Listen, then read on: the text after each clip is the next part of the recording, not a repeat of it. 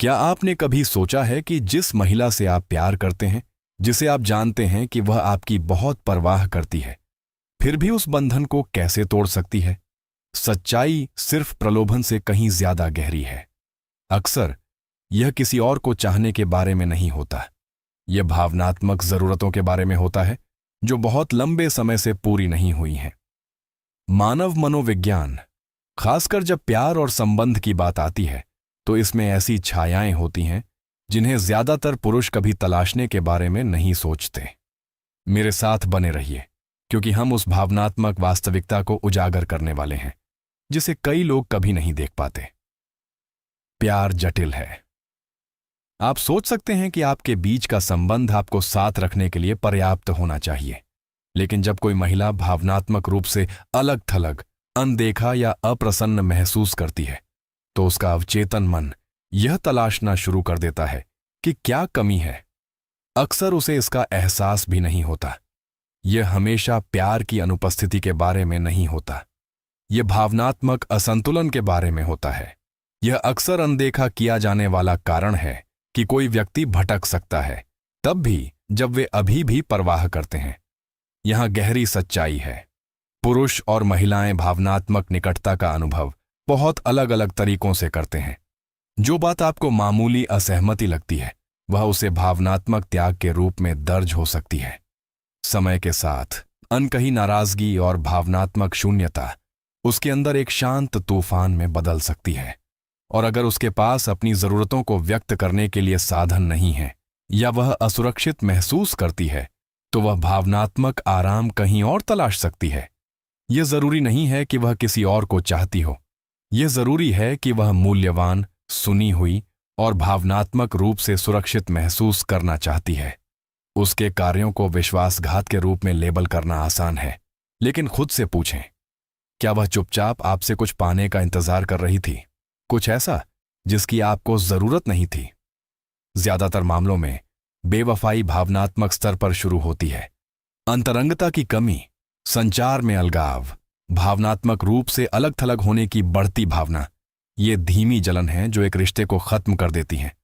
उसकी नजर में उसे कोई नहीं देख रहा है और वह अधूरी भावनात्मक जरूरत उसे और दूर ले जाती है। यहां दर्दनाक विरोधाभास है। जब वह धोखा देती है, तो इसका हमेशा यह मतलब नहीं होता कि उसने आपसे प्यार करना बंद कर दिया है। कभी कभी इसका मतलब है कि उसे कभी भी सही मायने में समझा नहीं गया। वह किसी बेहतर व्यक्ति की तलाश में नहीं है। वह किसी ऐसे व्यक्ति की तलाश में है जो भावनात्मक रूप से उससे मिले। वह वास्तव में जो खोज रही है वह है मान्यता। एक ऐसा जुड़ाव जो उसे फिर से जीवंत और सराहना का एहसास कराता है। दो लोगों के बीच भावनात्मक दूरी इतनी बढ़ सकती है कि यह असहनीय हो जाती है। वह ऐसे रिश्ते में फंसी हुई महसूस कर सकती है जहां आपके कार्य और आपके शब्द अब मेल नहीं खाते, और समय के साथ उसकी भावनात्मक दुनिया बंद होने लगती है।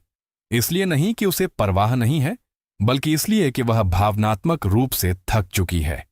महिलाओं को पुरुषों की तरह लगातार समर्थन, देखे जाने और खुलकर बात करने के लिए सुरक्षित महसूस करने की आवश्यकता होती है।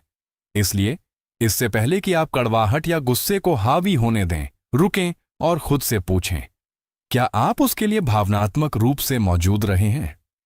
क्या आपने उसे दिखाया है, न कि केवल उसे बताया है कि आप उसकी परवाह करते हैं जिस तरह से वह वास्तव में महसूस करती है?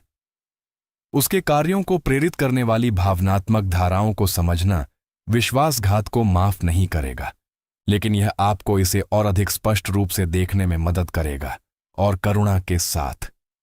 यदि आप जो खो गया था उसे फिर से बनाना चाहते हैं या समझना चाहते हैं कि किस वजह से दरार आई, तो वहीं से शुरुआत करें।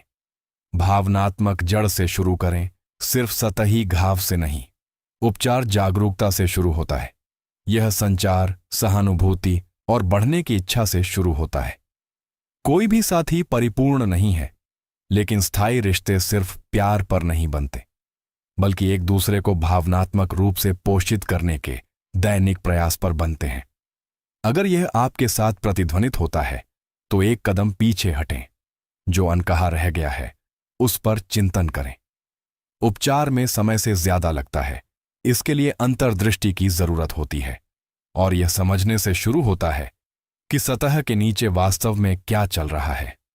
आइए बातचीत को खोलें, अपने विचार नीचे साझा करें, जागरूक रहें, जमीन से जुड़े रहें और याद रखें, प्यार एक ऐसी चीज है जिसे हमें बनाए रखना चाहिए या यह चुपचाप दूर हो जाएगा।